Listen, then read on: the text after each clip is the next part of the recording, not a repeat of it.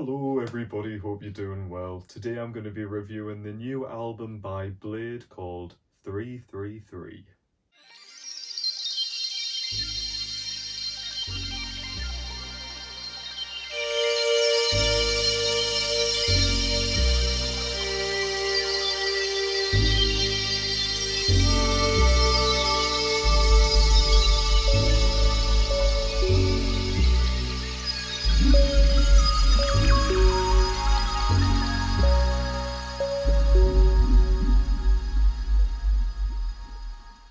Bladee is a Swedish rapper who's been making music now for nearly a decade and has made music with cloud rap, trad, ambient pop, alternative R&B and many other genres throughout his discography so far. He's been getting a lot of popularity, especially recently in the last couple of years with the releases he's been making, but primarily got a lot of focus through his collaborations with Young Lean, Sad Boys and his group Drain Gang. I actually previewed Bladee when he first dropped ever since, heard a few tracks here and there, just didn't really try much else, never really thought too much about it, but it was actually until he dropped the song DK and eventually the album Red Light that I realised that his euphoric sounds and just the emotions that I felt through his music was something that really appealed to me, and that was really what kick-started my enjoyment for Bladee.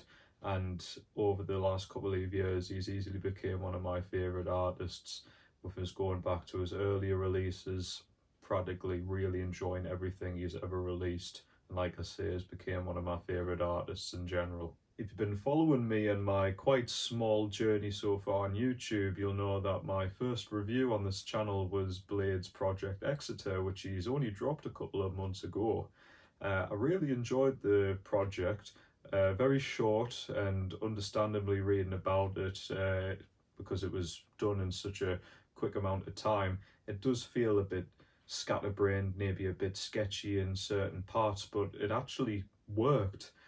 Kind of felt like a little short story, like a lullaby, and I really enjoyed the sound that he was going off it, because it had this sort of fantasy elements to it, and although it wasn't my favourite project that I've heard by him so far, it did make me enjoy it enough where I thought it's going to be interesting to see what the next main project he's going to release and what it'll sound like. I mean, Bladee has always incorporated singing in his music, but I really feel the past year he's had a quite dynamic change in sound. Kind of heard it in elements of ice dancing, a few tracks here and there, but I especially heard it when he released the single Vanilla Sky, which has this sort of optimistic, dreamy sound quality, which was really shown in a later subsequent single called Girls Just Wanna Have Fun, which is like a synth pop track basically, and not only does it feature Echo 2K, who's a long-time friend and collaborator with Bladee, but they both have this falsetto going throughout the whole track, and it almost doesn't sound like the same artist, but in a good way. I really enjoy his falsettos, and he uses it a bit on Exeter as well, but I was thinking, oh, if you could get a full album like that, then I'd be well up for that. I wasn't at all late to the party hearing about this thing being dropped. I think I actually saw it being uploaded on YouTube, I think an hour after it was originally put up. But I was seeing a lot of people before I tried it out saying it was his most mature release, and that actually got us a bit worried in a way, because his oddball eccentricities is something that I've always really enjoyed about his music, and I thought, if it's going to sound mature, is that going to be lost? I think that it isn't quite mature in a sense of he's suddenly becoming, you know, like a serious singer-songwriter. I think it does have a lot of his quirks and elements that I really enjoy about his music, but in a way has been refined to a kind of poppy sound. But speaking of developing as an artist, I think you can really see him developing through his actual studio albums. I mean, take the debut Ever Since, it's very cold and self-hatred and kind of worrying in its sense of hopelessness. And then you've got Red Light, which attempts to find happiness and materialistic things, and it kind of ends up sounding postmodern and quite satirical in materialism being especially brought up a lot in hip hop and trying to find happiness in such things. Its cold and futuristic sound kind of helps to that too. But with here, we've got something that sounds a lot more heavenly and a lot more warm sounding. I particularly feel this because listening to a lot of the lyrics on this album, Blade isn't finding happiness in materialistic objects and drugs, but is actually finding it in things like religion or just pure love. And I think through that has made it his most uplifting and happy release so far. This warm and comfortable nature is also thanks to good old White Armour, who's always been a collaborator with Blade, especially with his studio albums. He's got a lot of typical synthesizers, a lot of his instrumentals are very synthesizer heavy, but a lot of them on here are especially woozy and quite tranquil sounding. So without spoiling it too much, I do really enjoy this album, but I sadly have to say that I think my least favourite tracks are at the start of this record. It's not that I think that the first set of songs are especially bad, but I just kind of think they're mid. The first track, Wings in Motion, is going to stand out to a lot of people because if you're going into it thinking it's a hip-hop release, you'll be surprised that it starts with some acoustic guitars, and this isn't totally new for Blade. There's a number of tracks I can think of that features guitars of some sort on them, like I'm Goofy, For Nothing, Wallet Won't Fold, Skin. But yeah, like I say, it might be a surprise for some people. But I have noticed that acoustic guitars, or I guess authentic instrumentation, is turning up quite a lot in hip hop nowadays, especially with emo rap being popular, kind of giving tracks a sort of grungy indie rock and obviously emo sound to it. But at the same time, I've noticed groups like artists like Young Thug with the album Easy Breezy Beautiful Thugger Girls has a lot of acoustic instrumentation on that too. But what I actually appreciate about Wings in Motion with its acoustic instrumentation is that, I don't know if it's intended or not because of the recording quality or whatever, but it's got a very low fidelity to it, but it works because it's got this sort of wholesome, just nice feeling to it. It's got a very comfortable atmosphere and quality to it, and because of that, it kind of makes me a bit disappointed when throughout the track it develops actually with a lot of bells and sort of distortion effects, and I think it would have worked better if it was literally just the acoustic guitar and Blade, in my opinion.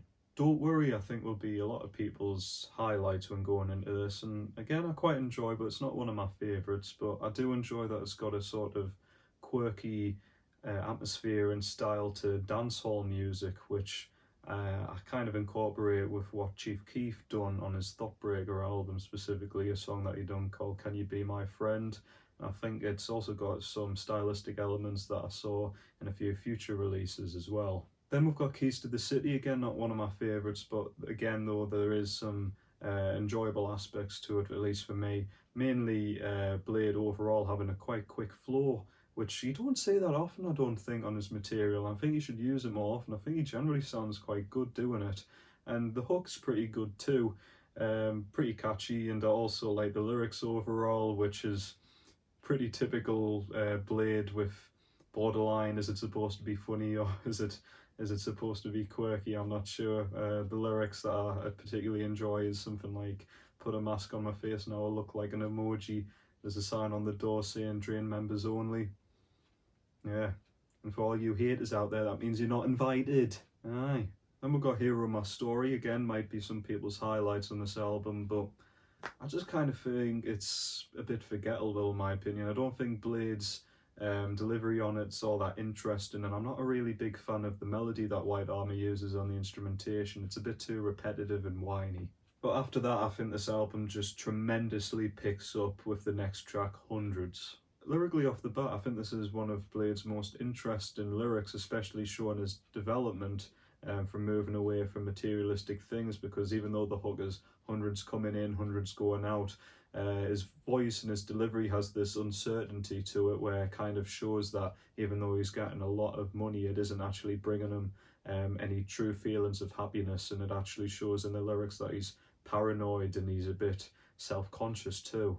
Of course, we can't forget the, I don't know if you'd call it a drop, that White Armour uses twice in this track, which sounds like a euphoric bomb being blown up. It's like jaw-dropping. It's just so amazing. Equally as jaw-dropping as the song Mean Girls, one of my favourites on this album.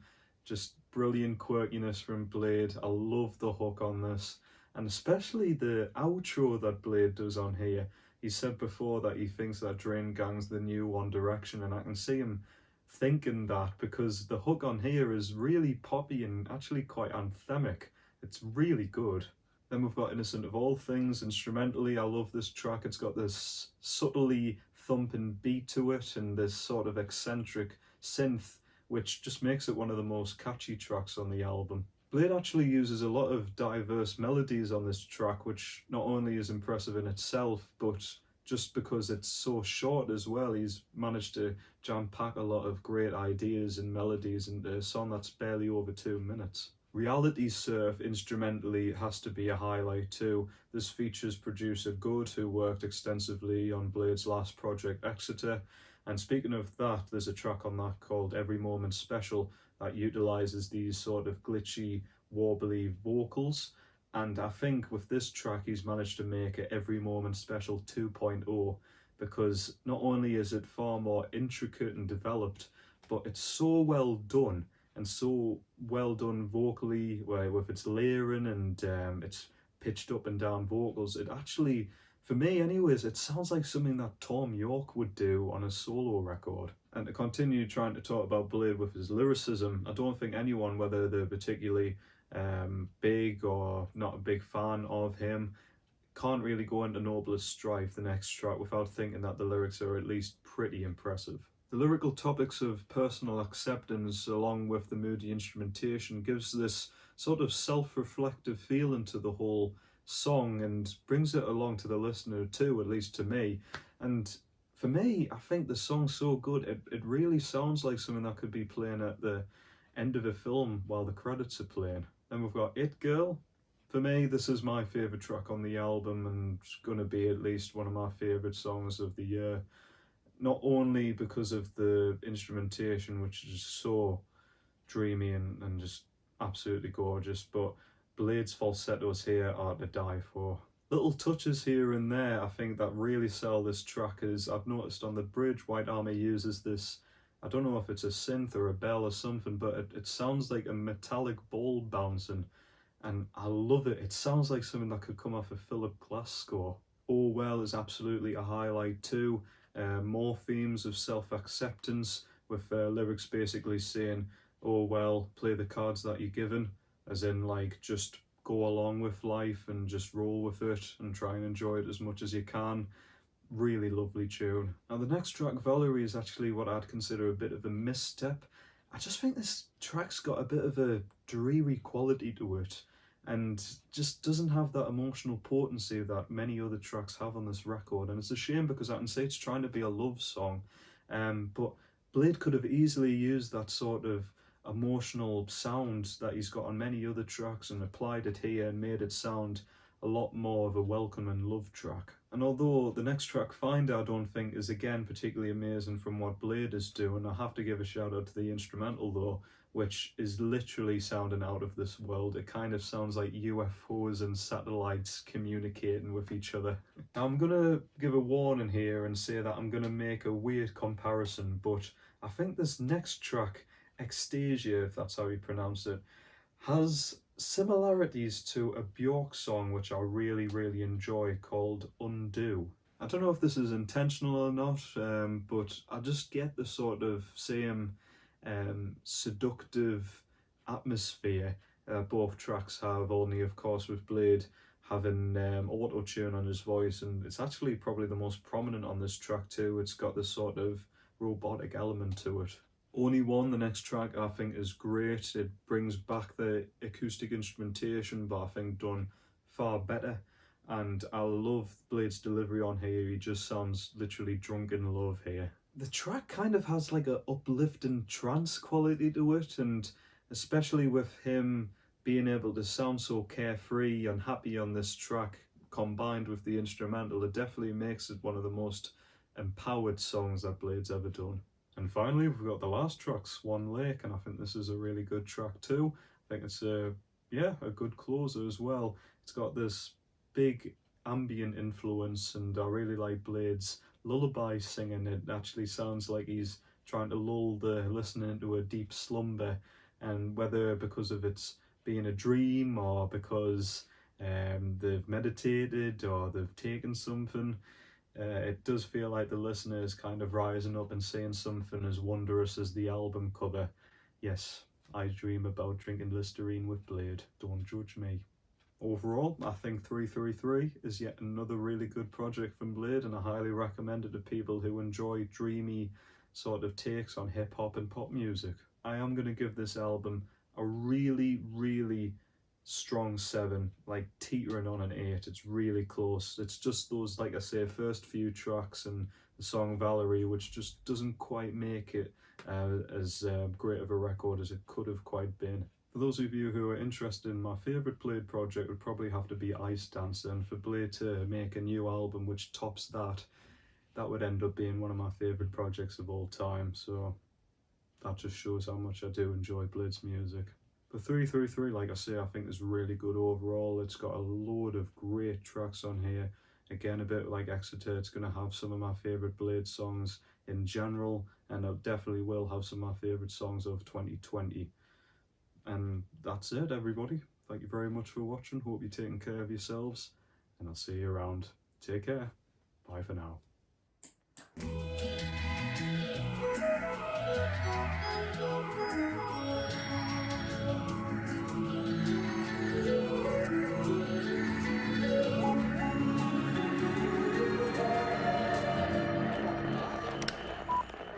Thanks for listening.